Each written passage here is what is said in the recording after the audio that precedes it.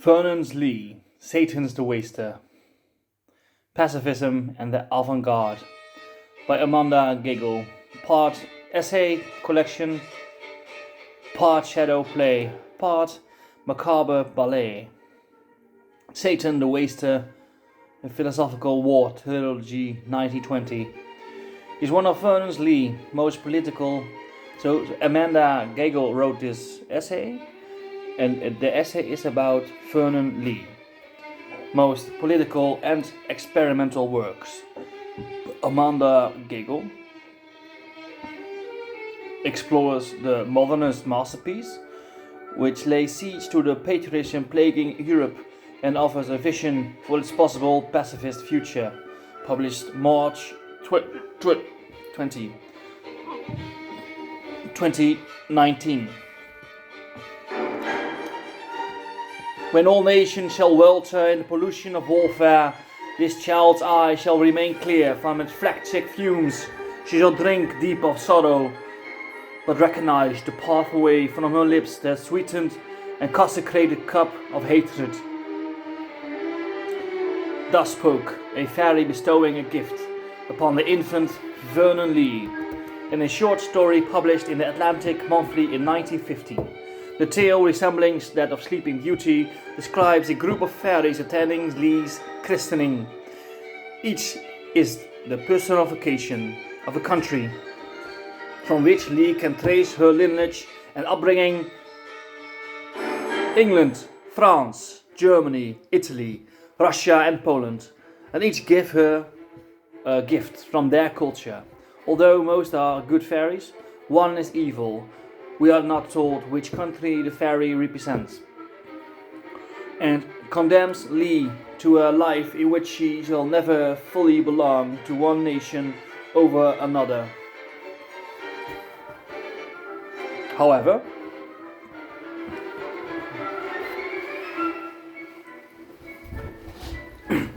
one of the good fairies has yet to give her a gift. She lessens the severity of the curse by issuing the blessing above. In a neat 9 paragraphs, Lee gives a synopsis of her multinational identity and declares that this status keeps her free from being engulfed by the frantic fumes of World War I. Europeans succumbing to a war, mentally a mutual enormity was due, and Lee felt to emotions associated with patriotism, naturalism, heroism, personal honor, and self-interest, and that made it impossible for them to see any way out of international conflicts short of armed warfare. Aside from the obvious causes of World War I, the armament build-up, secret diplomacy, disagreement over Alsace-Lorraine, Lee found that the monumental tasks for Europeans, if they wanted to avoid another world war, was to change not just the policy but the way of thinking about the makeup of Europe, its citizenry and their own national biases. These ideas found expression in 2 highly original works: Satan the Waster 1920 and its precursor The Ballet of Nations 1915. In these experimental dramas, Lee demonstrates her distinct ability to bring together 19th century philosophical trends, her own brand of aesthetic analysis, and her opinions of modern scientific innovation and religious ideology in order to promote pacifism.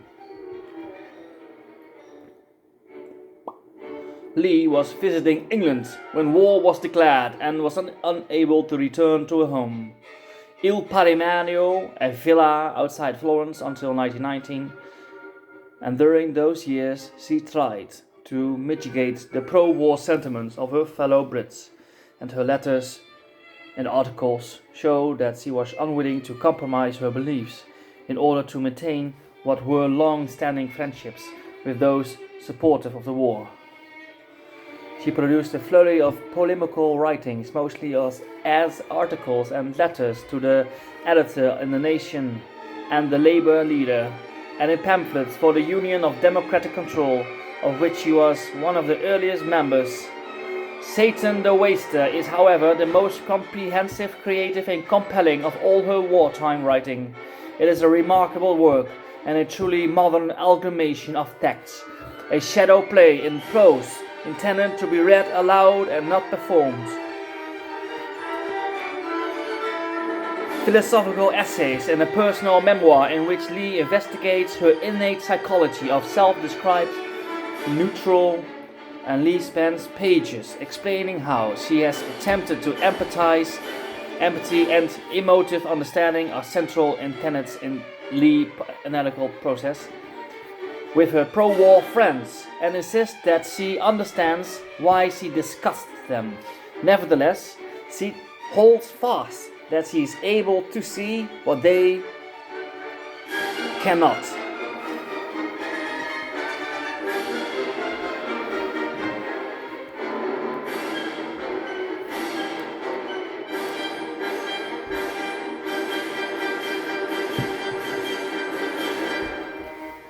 And the writing of her play was her way of communicating her vision.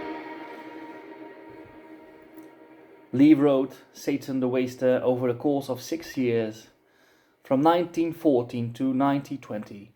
The central action, The Ballet of Nations, was published in 1915 with illustrations by painter, illustrator and decorative artist Maxwell Armfield. 1881-1972.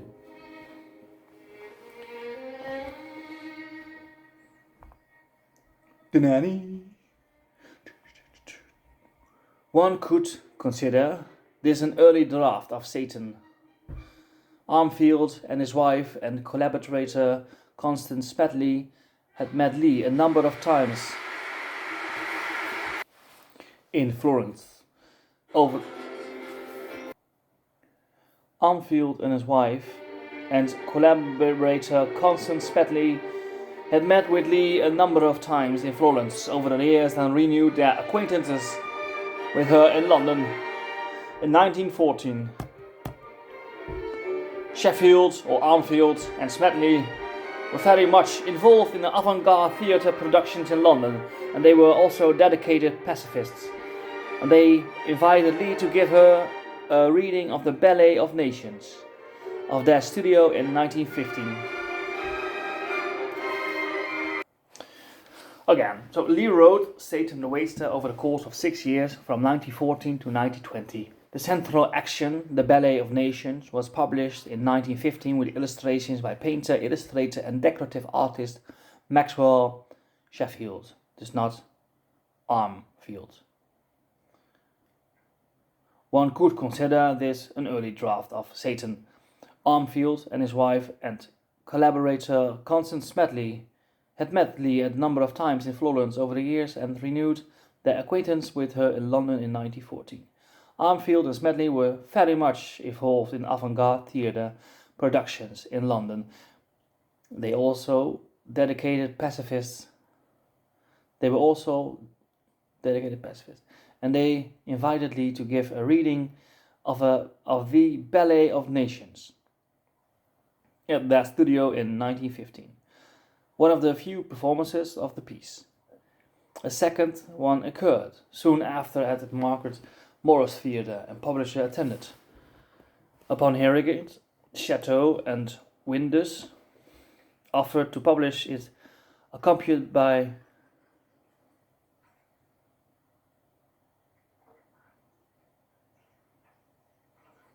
Armfield's Pictionary commentary, as he termed it. Lee and Armfield may have appeared to be ideal partners, as they held in common the idea of a unifying synthesis of the arts. But Armfield's aesthetic method in theatre production was a strict adherence to symbolism. Art is the only valuable as a symbolic language, he'd write, and the nearer it approaches nature, i.e. the imitation of life, the less vivid does it becomes as a language. This argument against realism was a way to disassociate from the political and social chaos of the time, using a symbolic language that could be a unifying idealistic artistic force. His illustrations, therefore, do not depict Lee's play but provide symbolic renderings of some of the major players and archetypes. The result is Lee's aggressive and, at points, violent text, being paired with Armfield's passive, static drawings. It is dissonant and distracts the reader from the main narrative. Here, for example, is Armfield's illustration on page 13 and 14 to one of the more bloody passages in the play, when the dancers are dancing themselves to stumps instead of a realistic rendering. He uses symbolic designs of the dancers, performing what art historian Grace Brockington terms as an elaborate body movement script, in which gestures are used as a universal mode of communication.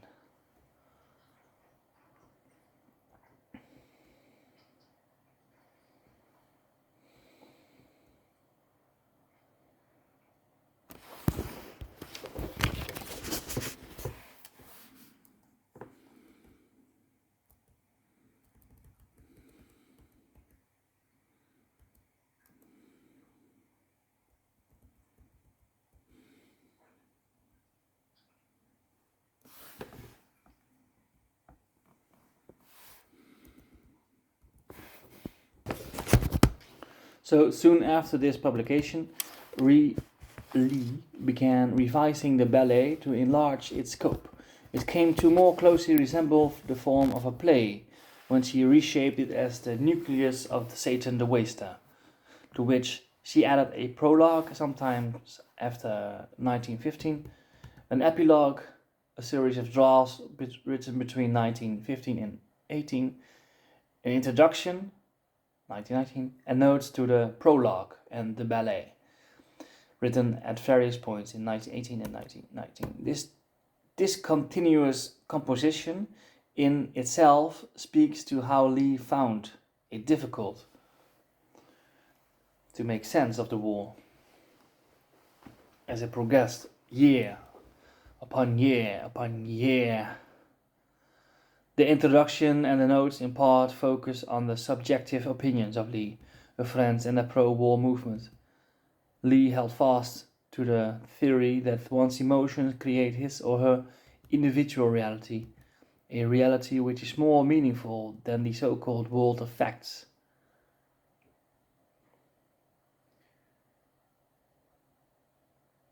To quote Ludwig, the world is everything that is the case. In his,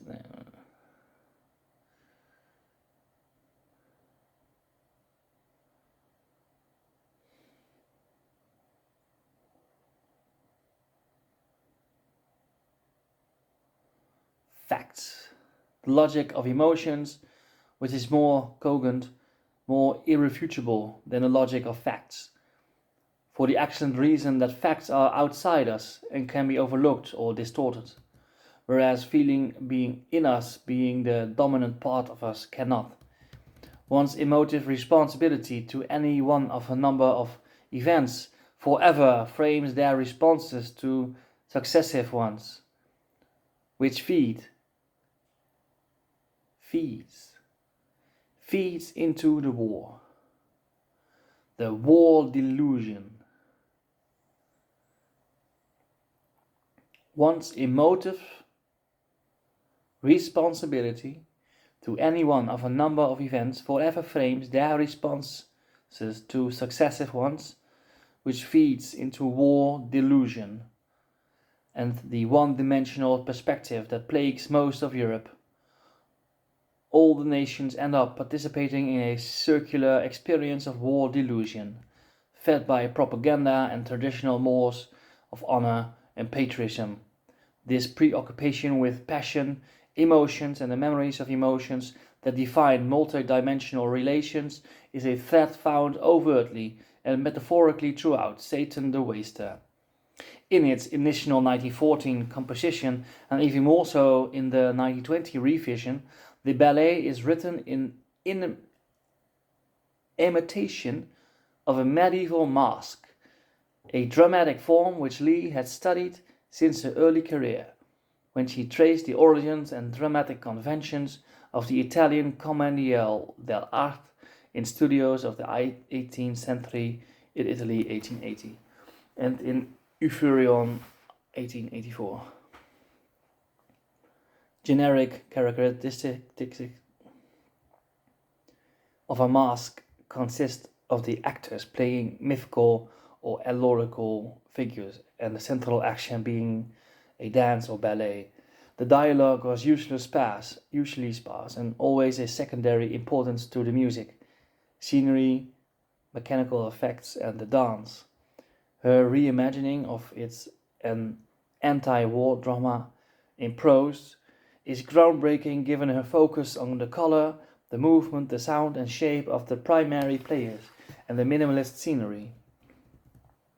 The 20th century reader could only imagine what a medieval masque looked like based on centuries-old descriptions. Similarly, while reading, not viewing Lee's play, the reader is forced to imagine the drama just as one would a medieval masque. In the ballet, the warring nations participate in a macabre death or battle performance to an orchestra comprised of the human passions.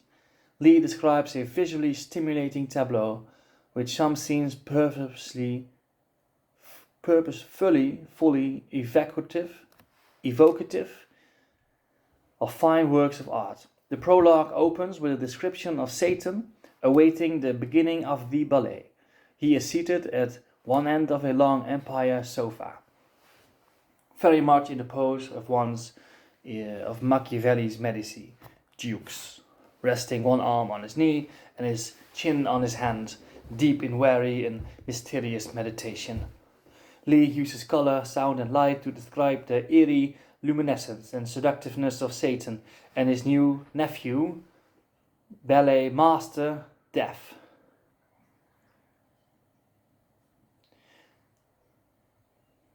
Lee uses color, sound and light to describe the airy luminescence and seductiveness of Satan and his nephew, ballet master Death.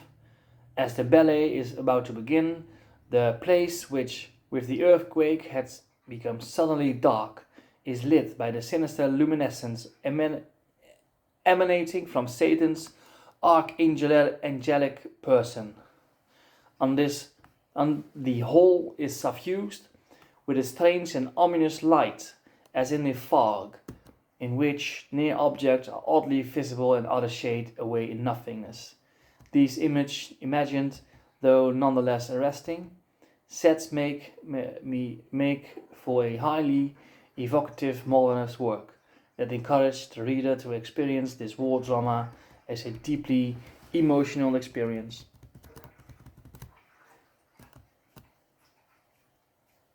When the prologue was added, so was the crucial character of Cleo as interlocutor.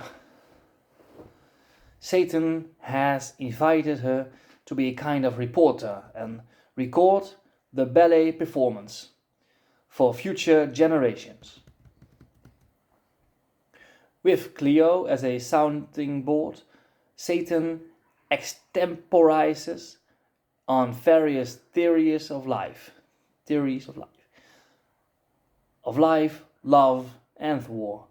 Per the book's title, Satan is the waster of human virtues, and he delights in spoiling the love that humans feel for each other, for art, for ideas, for all things. Lee frames the ballet within a rhetorical framework of good vs evil, but not in a Judeo-Christian sense. War should not be understood under the traditional dichotomy of the one righteous nation battling a degenerate opposing force. Rather, the evil is the impetus itself to go to war, and the good a platonic love for mankind, for beauty and a decent moral life.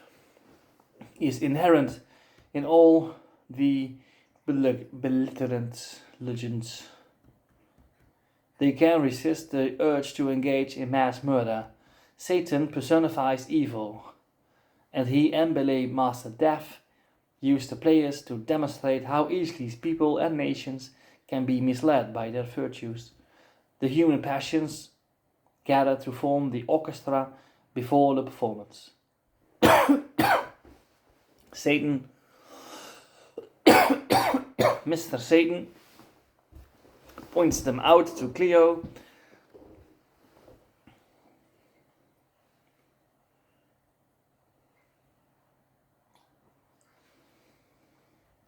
Hoe heet die vader van Stan ook weer? Stan Marsh? Randy Marsh. Satan and Randy Marsh. Ah, shit.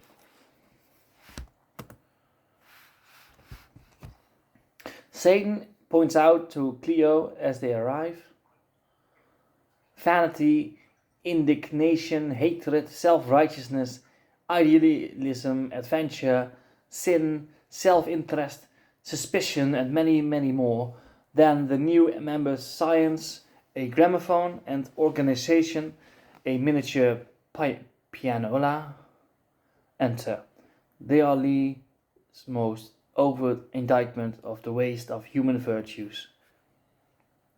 In that science and organization should be used toward universal peace and progress, and not toward the manufacture of weapons and organized slaughter.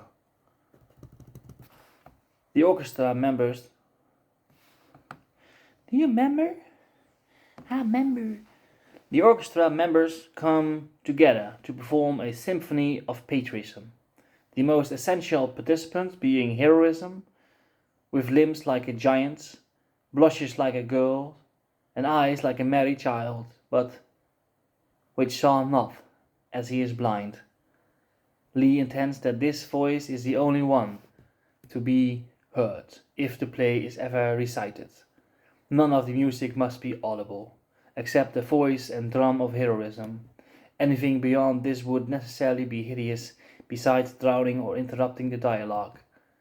Dancers moving to silence, except for the sound of a monotonous drum, and the lone high pitch of heroism, is indeed a terrifying, eerie spectacle. Lee uses music, or in this case the idea of music, as a powerful tool of imagination and implication. This symbolic driving force of war is something that is so maddening that it cannot be heard. This aesthetic experience speaks to the power that Lee believed music holds. In her critical essays, and especially in Music and Its Lovers, 1933, Lee explains the acute responses that music affects in a listener once tied to our innermost psychology. Therefore, music as a force driving nations to war is one that necessarily cannot be heard by humanity, but only Satan. If humanity were exposed to the power of this music, the result will be utter chaos.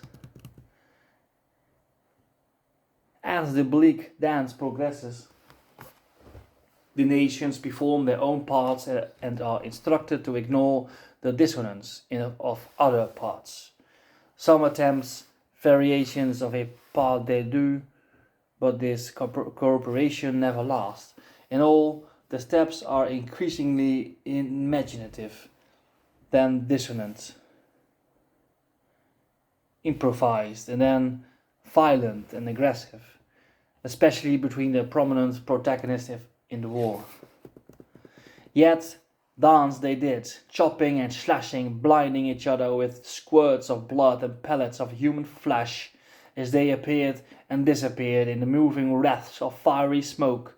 They lost more and more of their original shape, becoming, in their fitful light, terrible uncertain forms, armless, legless, recognizable for a human only by their irreproachable heads, mere unspeakable hybrids between man and beast. They had become, and that stage to erect and beautiful.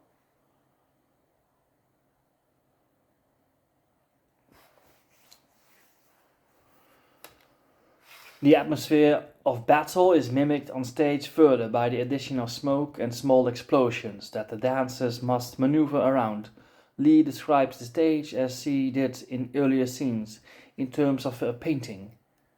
this time one that morphs in front of the viewer. For whereas the ballet had begun with the tender radiance of an August sunset above half-harvested fields, the progress of the performance had seen the deep summer starlit fold flushed by the flare of distant burning farms, and its blue solemnity rent by the fitful track of rockets, and the luminous fans of searchlights, and the Roman candles, and the Catherine wheels of far-off explosions, until little by little the heavens, painted by such a peaceful blue, were blotted out by masses of flame-lit smoke, poisonous vapors, rising and sinking, coming forward and receding like a stifling fog, but ever growing denser and more rent by dreadful leaping fires, swaying obedient to death's baton, no less than did the bleeding nations of his corpse, the ballet. In and out of the lucid chasms they moved by twos or threes, now lost into views, in the billows of fiery darkness now ensuing thence toward the ballet master's desk, or suddenly revealed, clasped in terrific embrace by the leaping flame of an exploding magazine, while overhead flooded and withered great wings which showered down bombs, lightnings. At last the bloody scene seems to reach its culmination as the nations have danced themselves to stumps. But pity and indignation take up the charge, and thus the Ballet of Nations is still a dancing. The epilogue added, when Lee began to expand the narrative after 1914, continues with the allegories in the play and the relationship between Satan and Cleo. It opens with the conclusion of the performance and the players having fallen asleep with exhaustion. Cleo congratulates Satan on the triumphant performance. He then teases her by offering to show her the real reality of the Ballet of Nations, a glimpse behind the scenes as it were. The reason he can't do this after the fact is that he had everything recorded by cinematography and gramophone. Lee again plays on the idea of reality and how it shifts according to the knowledge at hand at any given time and place. Here only Satan can show the absolute reality of what is brought about the Ballet of Nations. What you are about to see and hear are indeed supermen, say rather the mortal gods in my little machine of myriad-fold death and ruin. In other words, the heads of the nations, for it can scarcely have escaped your acumen. That what passed muster for such during my ballet, and rolled about on the shoulders of the dancing nations could only be cardboard masks. These are the real ones, the masters of men, destiny, even if not always of royal birth or cabinet rank, sometimes more humble specimen of the investor, the homo economics who sways the modern world. Lee uses the epilogue to address what she could not in the ballet. Using the devices of performance and machination, motion pictures and recording devices, she relates the causes of the war in truncated scenes that flicker across the scene. Her use of machination is twofold. First, she acknowledges it as a mark of human progress by way of inventions that benefit human health and understanding, but she then delves into the mechanical interworkings of society. Satan uses the camera to help Cleo understand the machinery of society. Each player individually contributes to bringing about a world war. A world war. A war.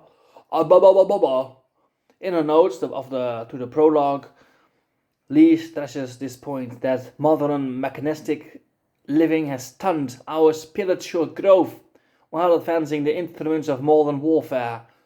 This is achieved through the invention of weapons and the manipulation of liberal capitalist practices that feed the greed of heads of state and industry. They inevitably, it is the working class men that fights the wars that capitalism produces. Lee anticipates the class warfare in Europe that follows strongly on the heels of World War I. Some scenes Satan shows are one's contemporaries to the war, cries for peace. I agree. And one that show discussion of what is needed for a lasting peace when the war ends. Citizens argue that their voice merge into a kind of strange Greek chorus in which the combative European powers insist that peace can only last if each nation gets the territorial boundaries they ask for, one dating back decades and centuries. As one actor explains with irony, I repeat that none of us are out of aggrandizement, but for the future peace of the world, we must go on fighting to establish a real, lasting peace, equally just towards friends and foes.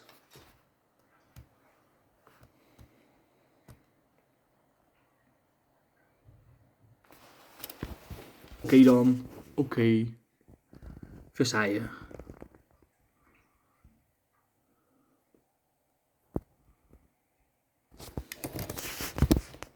The epilogue ends with the ballet master Death walking upon his drunken slumber and railing at Satan for taking all the credit for the success of the ballet, when it was Master Death who really draws an audience. And with that he implores blind heroism to confirm this. Reaching out to touch him, heroism finally sees how grotesque the reality of Death is with his tattered bones and deforming visage. Where is the Death I loved and followed so faithfully?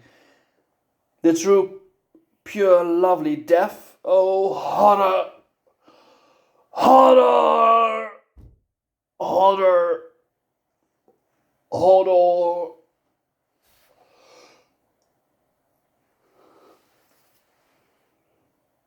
Oh my god, man.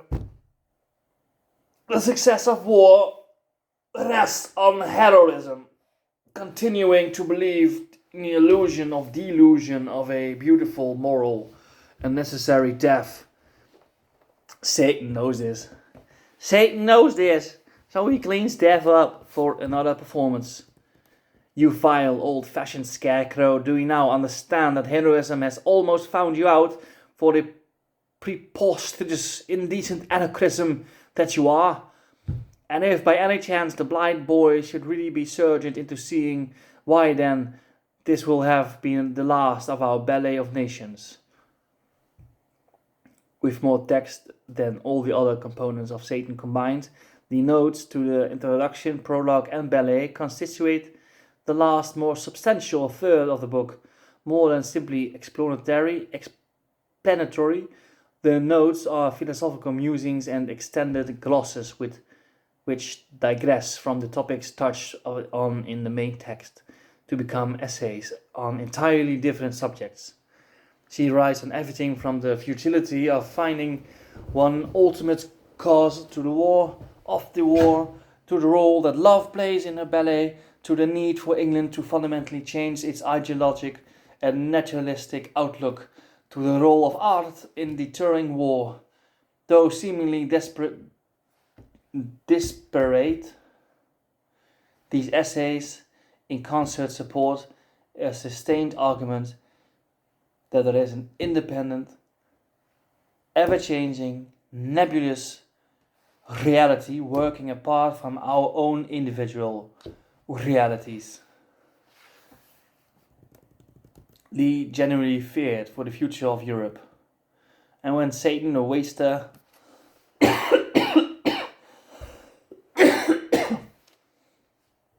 is not explaining the political origins of warfare, it is encouraging readers to discover within themselves why they would accept a modern day of life that threatens their ability to actively engage with beauty. In its religious and moral dimensions, this engagement with art and beauty is illustrative of Lee's gardening of life ethos she describes in many books, such as the Hortus Vita, 1903.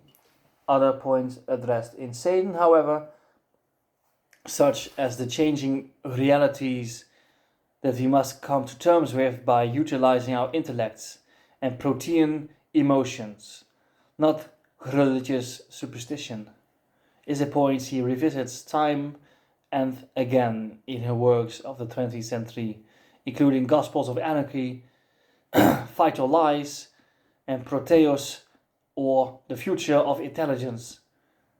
Satan the Waster is perhaps the most avant-garde attempt to understand the quickly changing world around her, but definitely not the only one. When Lee returned to Italy in 1919, what she found was a home quite destitute. Il Parilino was in fairly good shape, but the country was poor and hungry. Crops had failed, or food had been taken for the war effort, and it took her some time to get things back to normal. As before, she continued with her interest in international politics and with her voluminous output of articles and books. At odds with many of her British friends, she understood that during the war she was in the unique position of being a British-born Italian experative living in London. At times, she rejoiced in her independence and isolation, and at others craved intellectual companionship. Regardless, she was a woman who would never sacrifice her beliefs or censor her opinions in order to get along with others. The loss of friendships during the war was not as deplorable as the rejection of her principles. She knew, without a doubt, that her arguments in support of a pacifist Europe were correct. Her opponents had distasteful, righteous indignation on their side, and she had incontrovertibly reason. While this had been going on, never for a second have I repented or distrusted my own attitude. Never for a second wished my attitude might be different. My position about the war seems as entirely natural and inevitable given me as I recognize and feel theirs to be given them. The writer of this essay is a professional editor with a specialization in editions based on manuscripts materials. Amanda Gagel as an editor. Multi-volume edition Secret Letters of Vernon. The Mark Twain Project and papers of Frederick Law Olmsted. He is currently custom books editor at Sun Edo Publishing. Dr. Gagel received a PhD from the Editorial Institute of Boston University. Oh yay, find her on Twitter. Nah, she's off Twitter. I guess, because they need to edit that.